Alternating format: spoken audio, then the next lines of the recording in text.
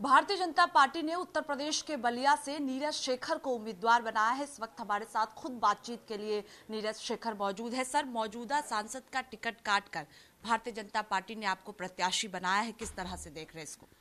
मैं आपके माध्यम से आभार व्यक्त करना चाहूँगा अपने नेतृत्व का, विशेषकर माननीय प्रधानमंत्री जी का, राष्ट्रीय अध्यक्ष जी का, हमारे माननीय गृह मंत्री जी का और उत्तर प्रदेश के मुख्यमंत्री आदरणीय महाराज जी का, कि उन लोगों ने अपना विश्वास मुझ में दिखाया है।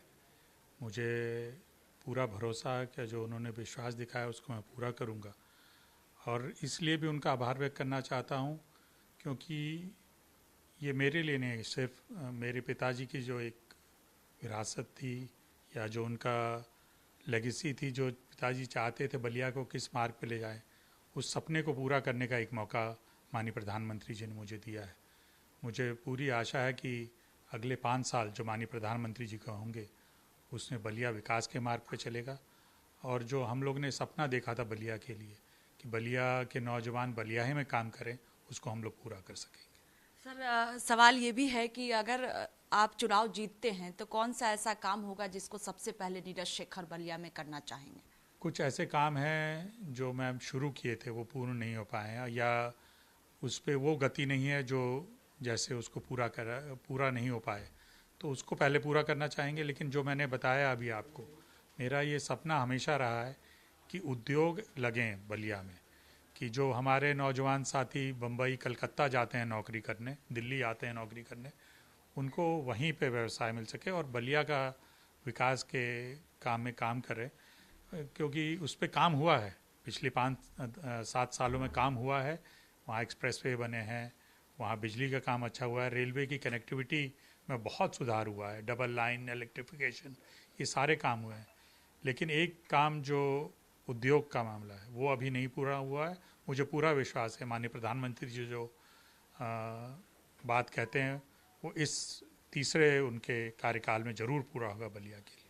आपको लगता है सर कि पार्टी ने बड़ी जिम्मेदारी आपको दी है, क्योंकि जो वहां के सांसद थे उनका टिकट काटा गया है और आपको प्रत्याशी बनाया गया है? जैसे ही ऐलान किया गया वैसे ही बलिया में इस वक्त जश्न का माहौल है, तो लगता है कि बड़ी जिम्मेदारी 2024 में आपके कंधे पर है?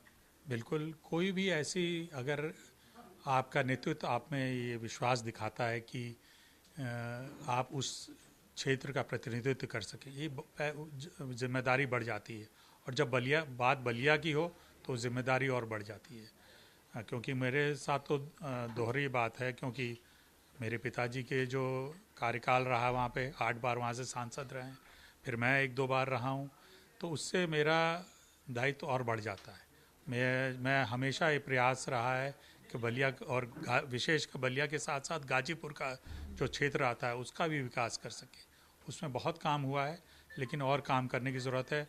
और जब आप पे नेतृत्व आप पे ज़्यादा विश्वास दिखाता है तो वो काम और भी ज़्यादा बढ़ जाता है। तो मैं प्रयास करूँगा, मेरा पूरा ये प्रयास रहेगा कि उन्होंने जो विश्वास दिखाया उसको पूरा किया जाए। और विशेषकर जो बलिया और गाजीपुर के लोगों का विश्वास मेरे में है, उस विश्वास को मैं कम ना होने दूं, ये मेरा प्रयास है। आखिरी सवाल है मेरा कि सपा गठबंधन जो है वो चुनावी मैदान में है, कांग्रेस के साथ चुनाव लड़ रही है समाजवादी पार्टी, मानते हैं कि टफ फाइट बलिया में देखने को मिल सकता है? नहीं, हर चुनाव को टफ लेना चाहिए। मैं अपने पिताजी से सीखा है, वो हमेशा कहते थे चुनाव को हमेशा इस तरह लड़ना चाहिए कि आप चुनाव हार रहे।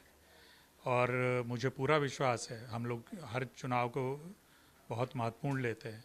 लेकिन जहाँ तक हमारे विरोधी दलों की बात है, मैं उनमें मेरे को तो ये लगता है कि जो विश्वास लोगों का, उत्तर प्रदेश के लोगों का माननीय प्रधानमंत्री जी में है, तो वो एक बहुत बड़ी ताकत है हम लोगों के लिए। सारे बीजेपी उम्मीदवार और हम लोग ने पिछले 5-7 सालों में काम किया है। धरातल पे जो पार्टी काम करेगी वही जीतेगी।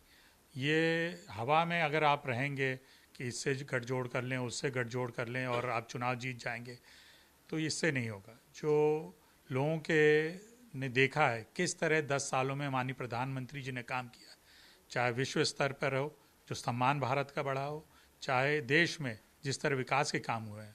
आप देख लीजिए जिस तरह रोडवेज, रेलवेज, इलेक्ट्रिफिकेशन, सारी तरफ जो विकास के काम जो आज़ादी के बाद होने चाहिए थे, उन कामों को पूरा करने का काम माननीय प्रधानमंत्री जी ने कहा। इसलिए लोगों के बीच उनकी बात का विश्वास है। जो माननीय प्रधानमंत्री बार बार कहते हैं मोदी की गारंटी, यही है मोदी की गारंटी, और उसका विश्वास लोगों के बीच में। बहुत शुक्रिया बातचीत के लिए। देखिए, साफ तौर पर कहना है कि पार्टी ने जो भरोसा जताया है उसको पूरा करके दिखाएंगे। कैमरा पर्सन रोहित के साथ स्वाति पाठक, भारत समाचार, दिल्ली।